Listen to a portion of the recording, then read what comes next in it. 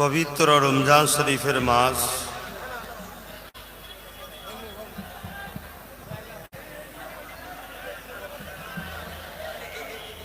যে মাসে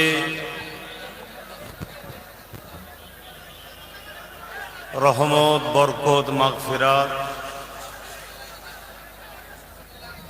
সেই পবিত্র মাসে একটা দোয়ার মাহফিল ও ইফতারের মাহফিল আপনারা করেছেন, তাই তো নাকি? ইফতার তো দোয়া ও ইফতারের মাহফিল সম্ভবত এই মাহফিল প্রতি বছরই হয়। এবছরে রোজার মাস পড়েছে, এটা বাৎসরিক একটা মাহফিল এবছরে রমজান শরীফের মাসে পড়েছে। আমার পূর্বে আওলাদে মুজাদ্দিদ পীর আল্লামা ইব্রাহিম সিদ্দিকী আল কুরাইশি চাচাজান হুজুর পীর কেবলার একমাত্র সাহেবজাদা পীরজাদা আলহাজ মৌলানা মোহাম্মদ ইসহাক সিদ্দিকী আল কুরাইশি তিনি আলোচনা করেছেন। এখন সংক্ষেপ সময়, আলোচনার টাইমও তো আর নাই, একটু দোয়া হবে। তার আগে রমজান শরীফকে নিয়ে দু একটা কথা। 12টা মাসই আল্লাহ পাকের মাস,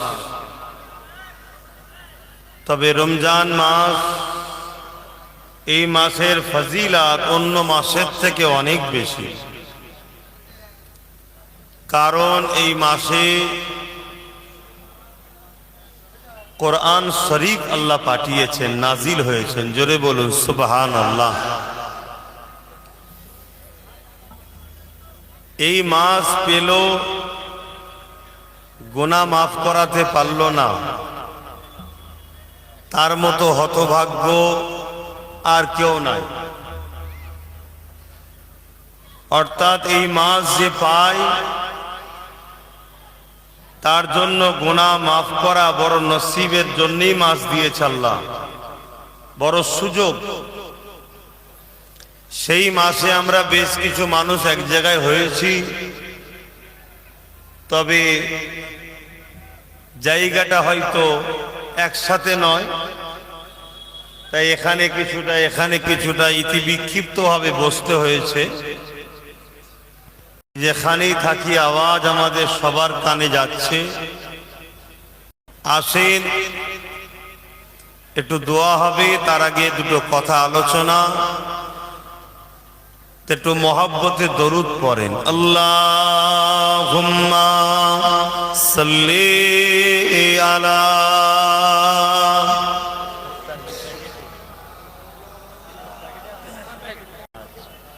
নাই তো দিতে দিতেই সময় চলে যাবে না।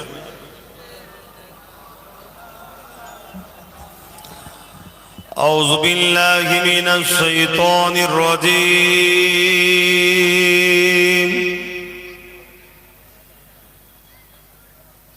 বিসমিল্লাহির রহমানির রহিম।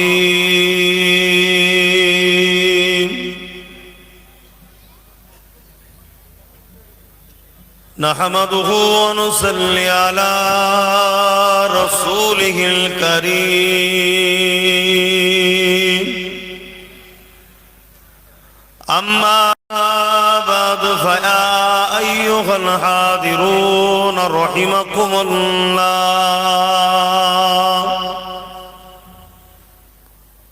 قال الله تعالى في كلام المزيد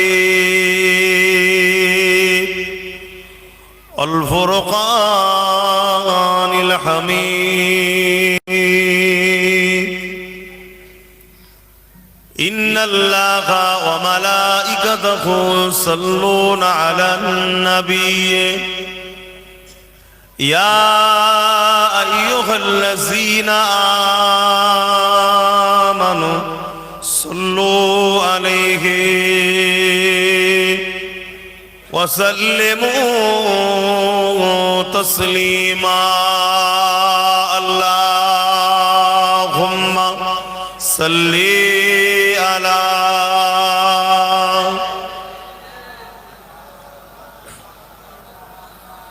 ওয়ালা আলি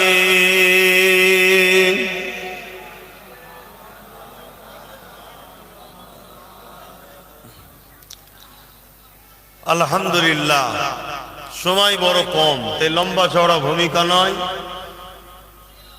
আস্তে আস্তে দেখছিলাম অনেক ছোট ছোট বাচ্চারা হাতে করে ফুল নিয়ে দাঁড়িয়ে আছে, তাদের বাবা চাচাকে, তাদের পীর চাচাকে। তোমরা যখন আমার ভাই হও, তোমাদের সন্তান তো আমাদের বাবাজি হবে, আমরা ভাইপো হবে, দিবার জন্য দাঁড়িয়ে আছে। কিন্তু ভিড় দেখে আমি আর দাঁড়ালাম না, কেননা ভিড় জোশ আনে হুঁশ হারিয়ে। তাই ছোট ছোট বাচ্চাদেরকে এই ভিড়ে লেগে যেতে পারে, এজন্য আমি তাদের হাত থেকে ফুলও নিলাম না, আমি চলে এলাম, বাচ্চা কোনো যেন মনে কষ্ট না পায়। কেন বাচ্চাদেরকে আমার রসুল ভালোবাসতেন, তারা বেগুনাহ, তাদেরকে খুশি করলে আল্লাহ খুশি হয়, বলুন সুবহানাল্লাহ। দ্বিতীয় নম্বর কথা, নামাজের ব্যাপার আছে, সময়ও সংক্ষেপ। তিন নম্বর কথা, আপনাদের সবাই তো দেখলাম প্রচুর মানুষ গিয়েছিলেন রাস্তা থেকে নিয়ে আসতে। এই ভাঙড়ের কোনো একটা জায়গায় মাহফিল এসে বলেছিলাম, তোদের কত বাইক আছে আমি একবার দেখব। তা আজকে কি তার একটুখানি হক আদায় করলে নাকি? না, এটা তো আমার পক্ষ থেকে দাওয়াত নয়। আমি যেদিন দাওয়াত দিয়ে ডাকবো সেদিন বার করলে তবে ঋণ আদায় হবে ইনশাল্লাহ। পারবে তো নাকি? বেশি না, 20-30 কিলোমিটার ঘুরবো,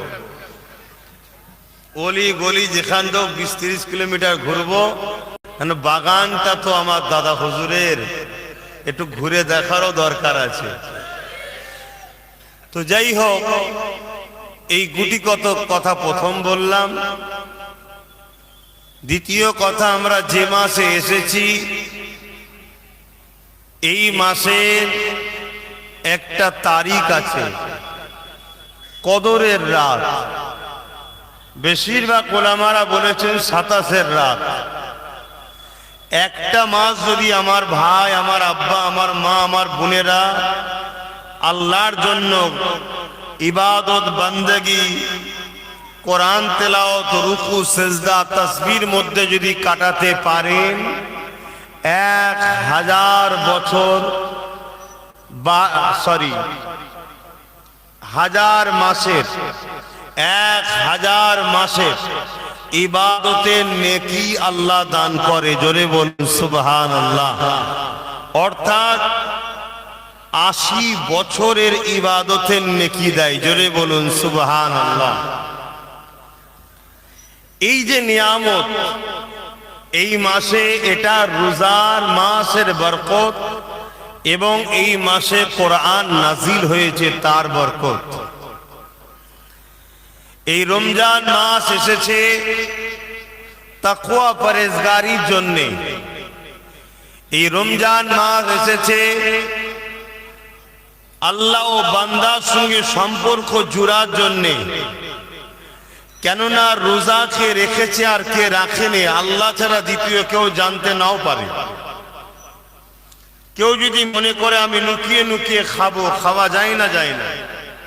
কেউ যদি মনে করে আমি লুকিয়ে লুকিয়ে পান করব, করা যায় না, যায় না। লোক তো উজু করতে করতেও 2 ঢোকলে নিতে পারে, পুকুরে ডুবতেও তো 2 ঘট নিয়ে দিতে পারে। কিন্তু এই রোজা একমাত্র ইবাদত যেটা বান্দা আর আল্লাহর সঙ্গে সম্পর্ক এত গভীর করে, যেখানে লোক দেখানোর কোনো ব্যাপারই নাই, সম্পূর্ণটা আল্লাহর জন্য। জোরে বলুন সুবহানাল্লাহ। তাই আল্লাহ রাসূল বলছেন, আস-সাওমু লি ওয়া আনা আজজি বিয়াদিয়া। রোজা আমার আল্লাহ জানাচ্ছে এটা আমার খাস ইবাদত, আর এর পুরস্কার হলাম আমি আল্লাহ নিজে। জোরে বলুন সুবহানাল্লাহ। প্রত্যেকটা জায়গায় পুরস্কার দেয়, উপঢৌকন দেয়। তা আল্লাহ বলছেন রোজাদারকে তো এটা পুরস্কার দেবো। রোজাদারের পুরস্কার কি? আমি আল্লাহ নিজে হলাম রোজাদারের পুরস্কার। জোরে বলুন সুবহানাল্লাহ। অর্থাৎ যারা রোজা রাখলো তারা পুরস্কার হিসাবে আল্লাহকে পেল। জোরে বলুন সুবহানাল্লাহ। রোজাদাররা কিয়ামতের দিনে সবার চোখের আড়ালে দ্রুত আল্লাহর জান্নাতের দরজার গোড়ায় পৌঁছে যাবে। জোরে বলুন সুবহানাল্লাহ। এই রোজাদার এত বড় নিয়ামত, এই রোজাদারদের জন্য দুটো আরো খুশি আছে। লিসাইমি ফারহাতানি ফারহাতুন ইনদাল ইফতার ও ফারহাতুন লিকা রাব্বি। রোজায় যে ইফতার সামনে নিয়ে বসে এই সময়ে দোয়াটা কবুল হয়। আর একটা হলো লিকা রাব্বি, আল্লাহ দিদার পাবে। জোরে বলুন সুবহানাল্লাহ। সেই পবিত্র মাসে আমরা এতগুলো মানুষ এক জায়গায় হয়েছি। রোজার মাসে লড়াই হারাম, রোজার মাসে লড়াই হারাম। কিন্তু আবার এই রোজার মাসের 17ই রমজানের ওয়াকিয়া হলো বদর। জানেন তো নাকি? হ্যাঁ, রোজার মাসে লড়াই করা কি হারাম। আল্লাহর পবিত্র মাসের সম্মানার্থে এই মাসে লড়াই করতে নাই। কিন্তু এই মাসেই আবার ইসলামের প্রথম বিজয়। জুলুমের বিরুদ্ধে মজলুমের পক্ষে, অন্যায়ের বিরুদ্ধে ন্যায়ের পক্ষে, গরিব ক্ষুধার্তদের পক্ষে, শোষণকারীদের বিরুদ্ধে যে লড়াই বদরে হয়েছিল, 17ই রমজান সেই দিন ছিল। তাহলে একদিকে যেমন লড়াই করা হারাম, অপরদিকে ইতিহাসের প্রথম যে ইতিহাস, যে ইতিহাস আজও পৃথিবী শুনলে অবাক হয়। আমি একটু সংক্ষেপে একটু বলি নাকি, একটু ধরিয়ে দিই, সব জানেন আপনারা। আজও দুনিয়া অবাক হয়। একদিকে মাত্র 313 জন, আর একদিকে 1000-এর ওপরে, 1000 ওপরের বাহিনী যারা, তারা আসছে মক্কা থেকে। আর 313 জন যারা, তেনারা জানছেন নিজের মাতৃভূমি, নিজের পরিবার, নিজের সন্তান, নিজের আওলাদ কে বাঁচাবার জন্য ডিফেন্সে যাচ্ছে মদিনা শরীফ থেকে। ভৌগোলিক পরিস্থিতি বুঝবেন, কেন শয়তান মানুষ রূপে কিছু আছে, তারা আবার এই রোজার মাস থেকে টার্গেট বেশি করে। কেন? তারা জানে মুসলমানরা এই সময় তসবিহ, তাহলিল, নামাজ, রোজা, জিকির, আজকার, অন্য সময় যে জন ছেলে কোনো বদমাইশি করলেও রোজার মাসে একটু আল্লাহ আল্লাহ করে, একটু তসবিহ পড়ে, একটু মসজিদে ভিড় করে। কিছু মানবরূপী শয়তান আবার এই দিনটাকে সুযোগ নেয়। একটু ইতিহাসটা জেনে রাখা দরকার। কি আব্বা একটু জানানো দরকার তো? হ্যাঁ, একটু জানানো দরকার। কেন? মনে রাখবেন, অসুল সালাতি শায়াতিন, এই রোজার মাসে শয়তানকে চিনজিল দিয়ে বাঁধা থাকে। শয়তান বাঁধা আছে তো কি হয়েছে? শয়তান তার চালা তৈরি করেছে না করেনি? যেমন টাটকা চালা তো মাঝে মাঝে আপনাদের এলাকা তো আসে, এটা বড় শয়তানের চালা। কথা বুঝলেন? তবে আমি মনে করি একে দেখে শয়তানও মাঝে মাঝে ঘাবড়ে যায়। যদি বলেন এটা কেমন করে হয়? ফেরাউন আর শয়তানের একদিন ঝগড়া হচ্ছে। ফেরাউন নাম শুনেছেন তো? ফেরাউন আর শয়তানের একদিন ঝগড়া হচ্ছে। খুব ঝগড়া বেড়ে গেছে। বেড়ে বেড়ে এক জায়গায় শয়তান ফেরাউনকে বলে উঠেছে, মন দিয়ে শুনবেন, শয়তান ফেরাউনকে বলে উঠেছে, ফেরাউন, আমি শয়তান হতে পারি, তুই কিন্তু আমার থেকে বড় শয়তান। বলছে কেন? বলছে আমি এত বড় শয়তান হওয়ার পরও নিজেকে খোদা দাবি কখনো করিনি, আর তুই এত বড় শয়তান, আনা রব্বুকুমুল আলা দাবি করেছিস, বড় খোদা দাবি করেছিস, অতএব তুই আমার থেকে বড় শয়তান। আমি কেন আগে কথা বললাম যে এই শয়তানকে দেখে শয়তানও টেনশন পায়। সেদিন ফেরান ডাইরেক্ট শয়তান দাবি করেছিল, আজকে তোমাদের এলাকার যে আবির্ভাব শয়তান, ও শয়তান নিজে খোদা দাবি করেনি, তার চালাকে দিয়ে বলেছে আমাকে খোদা বল। বলেছে না বলেন? এজন্যই বললাম যে একে দেখেও মনে হয় শয়তান মাঝে মাঝে টেনশন পায়। কথা বুঝলেন? তো যাই হোক, এই রোজার মাসে একদিকে তাহলে 1000, আর একদিকে 313 জন, 1000 জন আসছে জুলুম করতে। মক্কা থেকে গাইজুয়ারি দিয়ে 430 কিলোমিটার অতিক্রম করে আসছে। উদ্দেশ্য কি? মদিনা শান্ত পরিবেশকে নষ্ট করব। শুনছেন? আর মদিনার লোক যাচ্ছে কি জন্যে? আবু জেহেল, উতবা, সাইবা, এই যে 1000 বাহিনীর হাত থেকে পরিবার, মা, বোন, প্রতিবেশী মদিনাকে নিরাপদে রাখবো। শুনছেন? তাহলে আজকেও কেউ যদি অন্য জায়গা থেকে আগিয়ে এসে বাহিনী নিয়ে, টিম নিয়ে, আজকের আবু জেহেলরা যদি সেদিনের আবু জেহেলের মতো রোজার মাসে হামলা করতে আসে, আমার রাসূলুল্লাহ সাহাবারা আমাদের শিখিয়েছে পরিবার, সন্তান, মা বাপ, এলাকার ইজ্জত রক্ষার জন্য আমাদেরকে বদর যদি আবার হয় ডিফেন্সে নামতে হবে। রাজি আছেন তো নাকি? হাত তুলে রোজার মাসে বলুন, আছেন তো নাকি? এই জিনিসটা বুঝতে হবে। কেন তারিখে হাদিস এজন্য জানা দরকার। তারিখ আমাদেরকে জ্ঞান দিচ্ছে এই বিষয়ে, তোমার সামনে যদি কখনো এমন ঘটনা ঘটে, সেই ঘটনার সমস্যার সমাধান কিভাবে করবে, তার সমাধানের জন্য পূর্বের ইতিহাসকে ফলো করো। শুনছেন তো? যেমন আল্লাহ আমার রসুলের পাককে কোরআন পাকে মুসা নবী রকিয়া শুনিয়েছে, ইব্রাহিম নবী রকিয়া শুনিয়েছে, অনেক নবীদের রকিয়া শুনিয়েছে। ঠিক তেমনি আমাদের জন্য বদরটা একটা শিক্ষার জায়গা, যে রোজার মাস লড়াই করা হারাম, কিন্তু সন্ত্রাস বাহিনীরা 1000 লোক নিয়ে মদিনার নিরীহ বাচ্চা, নারী, মুরব্বী মদিনার উপরে হামলা করার যখন ষড়যন্ত্র করেছে, তাদেরকে রুকার জন্য রোজার মাসে সাহাবারা গিয়েছিল। কখনো যদি তোমাদের উপরও এরকম ঘটনা ঘটে, সেই যুগের আবু জেহেল যা করেছে, এই যুগের আবু জেহেল যদি এরকম কখনো কিছু ঘটায়, তাহলে তোমরা ঘাবড়ে যেও না। নিজেদের পরিবার, সন্তানদের জান বাঁচানোটাও ফরজ। রোজার মাসে লড়াই করা যেমন আমার আল্লাহর পক্ষ থেকে হারাম, অতএব নিজে থেকে আগ বেরিয়ে যেও না। শান্তির জন্য মেসেজ দাও, কিন্তু যদি কেউ সন্ত্রাস বাহিনী এসে হামলা করে, তখন তুমি মনে করো না যেন এটা হারাম লড়াই করে না। তখন তোমার কাছে তোমার পরিবার, তোমার বাচ্চা, তোমার সম্পদ, তোমার জান, তোমার মাল বাঁচানো তোমার জন্য হবে ফরজ। তখন তোমাকে সাহাবাদের সুন্নাত পালন করতে হবে। জোরে বলুন সুবহানাল্লাহ। এটা তো জানা দরকার বাপ। কেন?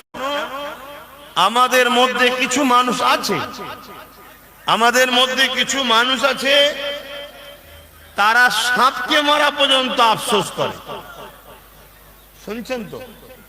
আছে কিছু মানুষ মানে এত মায়ালু, এত দয়ালু, তাদের মধ্যে এই ধারণা ঢুকে গেছে, আরে সাপটাকে মেরে দেবো। কিন্তু ইসলাম বলছে আশরাফুল মখলুকাত তুমি আমি, আমার তোমার ক্ষতিকারক কোন জিনিস যদি হয়, সেই জিনিসের হাত থেকে জানকে বাঁচানোর জন্য ফরজ, তার জন্য তোমাকে প্রস্তুত যা নিবান নিতে হবে। এটা ইসলাম শিখিয়েছে। খুব ভালো করে শোনেন, ইসলামে জুলুম করা যেমন হারাম, ইসলামে জুলুমকে মাফ করা তেমন মজলুমের অঙ্গে অত্যাচার করা সমান। কি বললাম ও কথা বুঝতে পারছেন? ইসলামে এখন কথা একটু বোঝা কষ্ট হতে পারে, কেন পেটে খিদে তো, এজন্য জিজ্ঞেস করছি। আর এখন কথা বলাও কষ্ট। ইসলামে জুলুম করা কি হারাম, আর যে জুলুম করে তাকে বলা হয় জালিম, যার উপরে জুলুম হয় তাকে কি বলা হয়? মজলুম। ইসলামে জুলুম করা যেমন হারাম, আর জালিমকে যদি কেউ মাফ করে, হযরতে মাওলা আলী বললেন সে যেন মজলুমের উপরে অত্যাচার করলো। কথা কিছু বুঝতে পারছেন? তাহলে একদিকে যেমন জুলুম করা যাবে না, আর একদিকে তেমন জালিমকে মাফ করাও। হ্যাঁ, শরিয়তটাকে বোঝেন।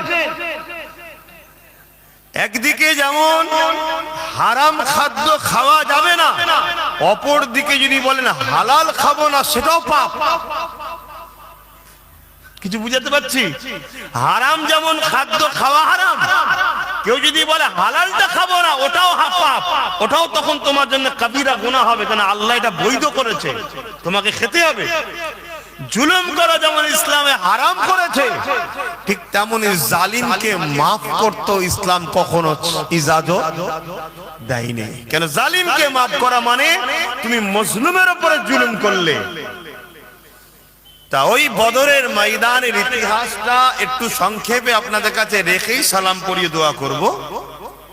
আজকে মনে হয় 43-44 মনে হয় আজান হবে, 43-এ। আল্লাহর নবী যখন মক্কা শরীফে ছিলেন,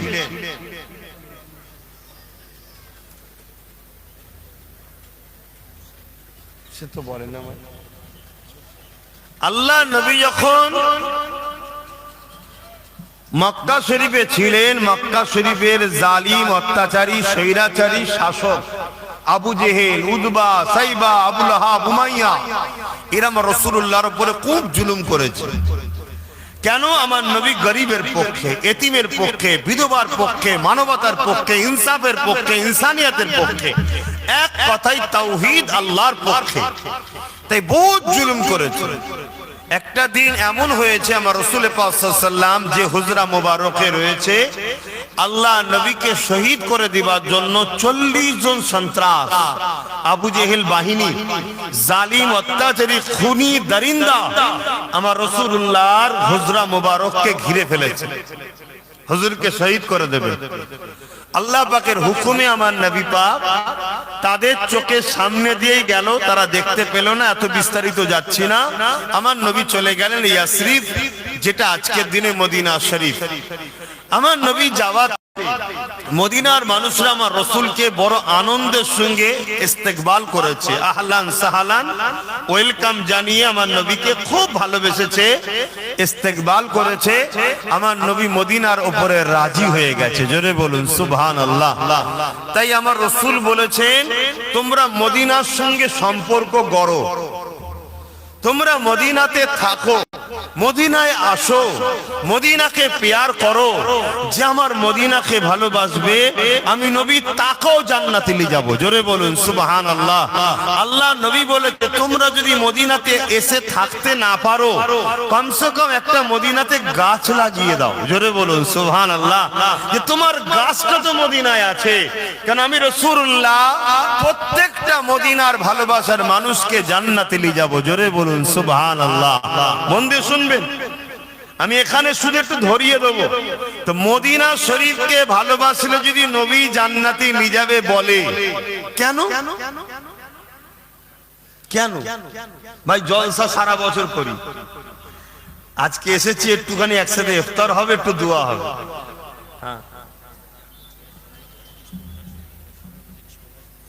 কেউ জাম করেনি আর কেউ ঝামেলা করেনি, সব পেট গরমের কথা বলে।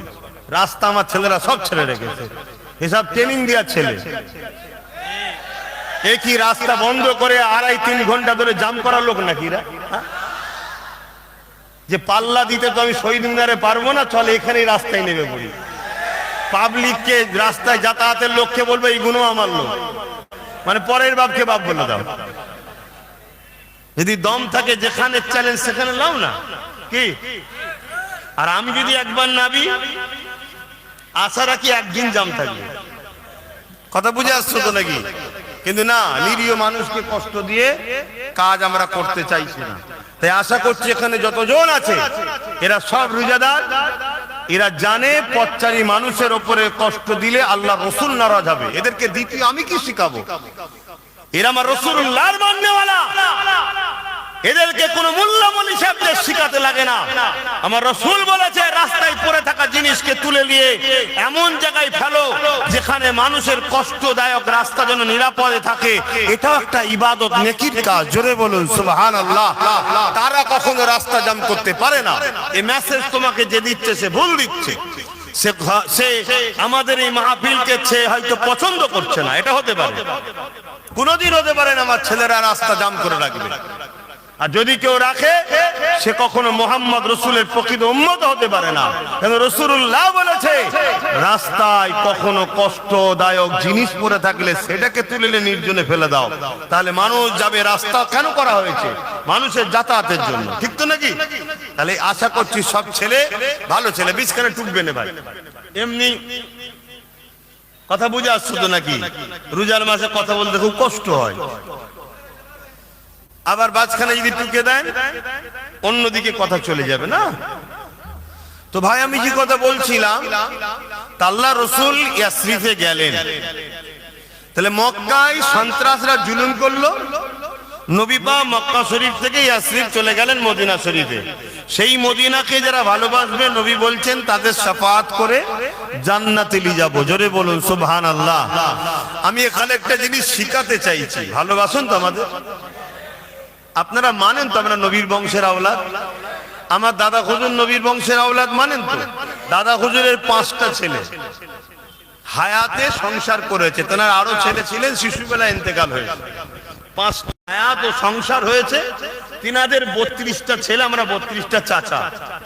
তা ছোট হুজুরের নসেজো সাহেবজাদা পীর আল্লামা আলী আকবর সিদ্দিকী হুজুরের ছেলে আমি, অর্থাৎ দাদা হুজুরের ছোট ছেলে জুলফিকার সিদ্দিকী ছোট হুজুর, তিনি কুরাইশ বংশের ছেলে, রাসূলুল্লাহর বংশধর।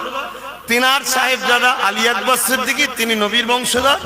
আর তিনার ছেলে আমি, নবী বংশ বলে মানেন তো নাকি? আমি একটা কথা আপনাদের জানাতে চাইছি, রোজার মাস দেখুন এটা ভালোবাসার জায়গা। এখানে কাউকে পয়সা দিয়ে ভয় দেখিয়ে ভাড়া করে আনা নয়। এখানে যারা এসেছে নিজের প্রেম ভালোবাসা মসজিদে এসেছে। আমার পীরের বাচ্চা আসছে, আমার পীর ভাই আসছে, আমার বাবাজি আসছে, মুরব্বীরা, আমার মা বোনেরা, তারা সব ছেলের জন্য এসেছে, ভাইয়ের জন্য এসেছে। আমি জানতে চাইছি মদিনাকে ভালোবাসলে নবী বলছেন শাফাআত করে জান্নাতে নিয়ে যাব। হুজুর কেন? নবী বলছেন মদিনাকে আমি ভালোবাসি। তো নবী যদি মদিনাকে ভালোবাসে, আপনার কাছে সম্পদ আগে না আওলাদ আগে? আপনার কাছে সম্পদ আগে না আওলাদ আগে? একটু জোরে বলুন। আওলাদ আগে। সম্পদ বিক্রি করে আওলাদের চিকিৎসা হয়, আওলাদকে বিক্রি করে সব কিনা হয় নাকি? তো সম্পদের জন্য আওলাদ নয়, আওলাদের জন্য সম্পদ। রাসূলুল্লাহ সম্পদ মদিনা, অর্থাৎ জায়গা। সেই জায়গাকে রাসূল ভালোবাসলে যদি বলে শাফাআত করে জান্নাতে নিয়ে যাব, তা নবীর খানদানকে যারা ভালোবাসবে নবী তাদের শাফাআত করে। এইটুকু ভরসা বিশ্বাস আপনাদের আছে কি? এটা তো প্রেমের ব্যাপার। আমি বললাম এটা আবার কি? প্রেমের ব্যাপার। সব জায়গায় দলিল খুঁজতে গেলে হয় না। কেন? দলিল এখানে থাকে আর প্রেম আদব এখানে থাকে। এটা ইমানের জায়গা, এটা মাসলার জায়গা। ফতোয়া এখানে থাকে, মাসলা এখানে থাকে, আকীদা এখানে থাকে, ঈমান এখানের জায়গা, মহব্বত আদব এখানের জায়গা, আর শরিয়ত এখানের জায়গা।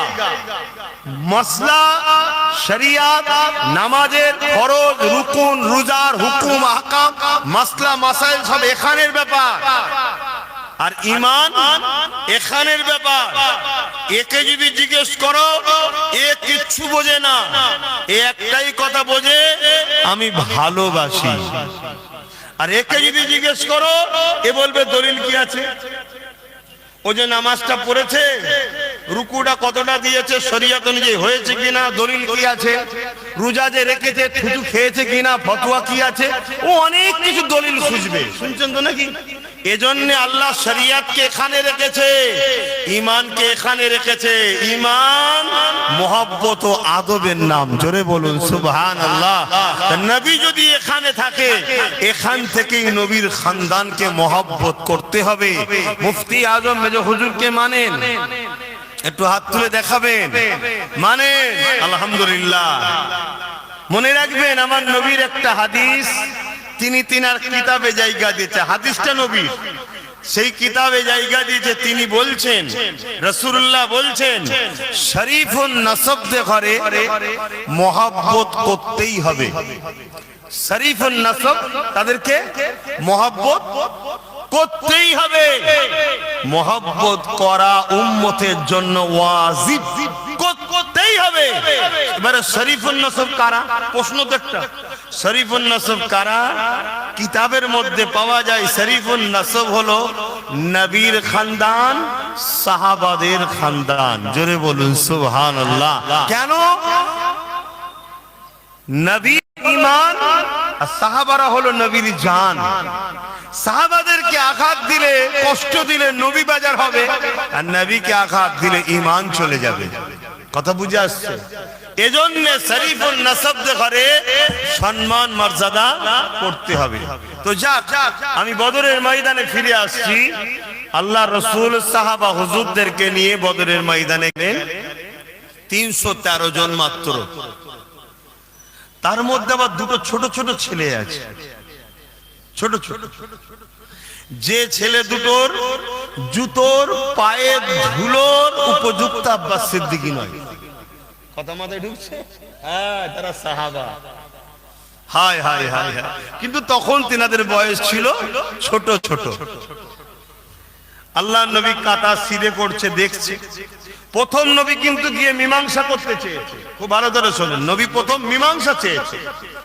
ইসলাম সর্বসময় শান্তির কথা বলেছে, কিন্তু সন্ত্রাস যখন বোঝেনে, সন্ত্রাস মুক্ত সমাজ গড়ার জন্য, কারণ সন্ত্রাস থাকলে শান্তি হতে পারে না, তখন নবী সন্ত্রাসদের বিরুদ্ধে যুদ্ধও করেছে। জোরে বলুন সুবহানাল্লাহ। আল্লাহ নবী আবু জেহেলকে বুঝিয়েছে, আবু জেহেল, তুমি তো আমাকে মক্কা থেকে তাড়িয়ে দিলে, মারতে চেয়েছিলে, আমি মক্কা ছেড়ে চলে এসেছি, তুমি আবার ইয়াসরিব মদিনাতে এসে কেন জুলুম করছো? এবং রমজান মাস, তুমি ঘরে ফিরে যাও, ঘরে ফিরে যাও। ওই সময়ে আবু জেহেল আমার রাসূলুল্লাহর কথা শুনলো না। দুটো অফার দিল, হয় আমার দলে চলে আসো, আর না হয় লড়াইয়ের জন্য তৈরি হও। আজকের আবু জেহেলরাও দুটো অফার দেয়, দেয় না? দেয় না? যাই দলে চলে আয়, পদ দেবো। আর জি কটা গেছে বলবেন তো? বাজারে অনেক দেখবেন কুকুর মার্সিডিজ গাড়িতে চাপে, দেখেছেন? ওই কুকুরের সম্মান আছে তো এগুলোর সম্মান নেই। মিলিয়ে দেখবেন আমার কথা। কেন? এরা গাদ্দার দিনের সাথে করেছে, এরা গাদ্দারি হকবাদীদের সঙ্গে করছে। কথা বুঝে আসছে? এরা সত্যকে ছেড়ে দিয়ে ইসলাম বিদ্বেষীকে আপন করছে। আল্লাহ এদের ইজ্জত দেয় কখনো? বলুন, কখনো দেবে না। মনে রাখবেন, থামস আপ গিলাসে ঢেলেছেন কখনো? কিছুক্ষণ দেখবেন এটা গেঁজা ওঠে, কিন্তু একটু পরে দেখবেন ঠান্ডা হয়ে যায়। শয়তানি দলটাই এরকমই, কিছুদিন একটু হই হই হয়, তারপরে সব ঠান্ডা হয়ে যায়। কথা বুঝছেন না? আপনারা খবর নেন, একজন মায়ের পা ধরে কাঁদছে, বলছে, মা রে, আমাকে ওইখানে দাঁড় করাসনি রে মা, আমি তোর পায়ে ধরছি। খবর নেন আমার কথা। আমার অনেক দূর পর্যন্ত হাত আছে। অনেকে বলে আইন কানুনের হাত অনেক লম্বা, বলে তো নাকি? হ্যাঁ, আমাদের আধ্যাত্মিক একটু হাত আছে রে বাবা। পা ধরে কাঁদছে, বলছে আমাকে মা ওখানে দিসনি। এবার জি বলে, মা বলছে, আরে সে তো বলছে মা, মা বলে না? বলে না? আমার আম্মা জান হয়, বলে না? বলে না? হ্যাঁ হ্যাঁ। তখন আবার বলছে, কেন? তুই তো বললি সব ঠিক আছে, তুই তো বলেছিলি সব ঠিক আছে, তখন তুই বলছিস না কেন? বলছে, না, আমি যাবনি, আমি যাবনি। কথা বুঝছেন তো নাকি? বলছে, ওরা সুলতান আসগর আলী হুজুরের ছেলে, যাবনি ওদের কাছে আমি। শুনছেন তো ভাইরা আমার? তা আবু জেহেলকে রাসূল বুঝাচ্ছে, হারা তুই যা, এখন রোজার মাস, আবার কেন জুলুম করতে আসছো? তখন আমি একদম সাদামাটা ভাষায় বুঝাচ্ছি, অসুবিধা হচ্ছে নাকি? বলুন, দোয়া করে দিচ্ছি। ইফতার করবো তো একসাথে নাকি? হ্যাঁ, এই নিয়েতেই তো আসা। হ্যাঁ, তো ওই সময়ে আবু জেহেল দুটো অফার দিচ্ছে, আমাদের দলে চলে আসো, না হয় লড়াই করতে হবে। আল্লাহ নবী সাহাবাদেরকে বলে, সাহাবারা আমাদের সংখ্যা 313 জন, ওদের 1000, ওদের হাতে অস্ত্র আছে, তরোয়াল আছে, তীর আছে, বল্লম আছে, ওদের হাতে পাওয়ার আছে, ঘোড়া আছে, তৎকালীন সময় যা পাওয়ারের সামান ছিল, আমাদের হাত খালি। বলো সাহাবারা। সাহাবা হুজুররা বললেন, যেদিন থেকে আমরা রাসূলুল্লাহর হাতে হাত দিয়েছি সেদিন থেকে আমরা কিচ্ছু বুঝি না, শুধু মোহাম্মদ রসুল বুঝি। জোরে বলুন সুবহানাল্লাহ। আপনি আমাদের সবকিছু। আল্লাহ নবী বললেন, বাবা সাহাবারা ওরা হলো জালিম, অত্যাচারী, খুনি, চরিত্রহীন, সন্ত্রাস। আল্লাহ ওদের সাথে নেই বাবা। ওদের দিকে যাওয়া মানে আল্লাহকে ছেড়ে দেওয়া। শুনছেন তো? অতএব ওদের দিকে যাওয়া কোনোভাবেই সম্ভব নয়। দ্বিতীয় যেটা ওরা প্রস্তাব দিয়েছে কি, মোকাবেলা করতে হবে। তবে ওদের যখন শখই গেছে, ওদের যখন শখই গেছে, বাবা সাহাবারা ডিফেন্সের জন্য তৈরি হও। সেই নবীর খানদানের ছেলে আমরাও কি আমাদের মুরিদদের শিখাবো না? কি গো, ওরা যখন জোর জবরদস্তি আমাদের মসজিদ মাদ্রাসা কেড়ে নিতে চাইছে, আমরা বারবার বুঝাচ্ছি না, বুঝাইনি? যখন কিছুতেই চাইছে না, বাবা তৈরি হও, এটা বলা দরকার আছে না? হ্যাঁ, ডিফেন্সের জন্য তৈরি তো হতে হবে, তৈরি হও। আর মনে রাখা দিও, আমাদের সামনে দুটো রাস্তা। ইমানদার তো নাকি আমরা? আর একটু কথা বলেন না, হাত তুলে দেখান। ইমানদার তো? আপনাদের কি আমার মতো কষ্ট হচ্ছে নাকি? ইমানদার তো?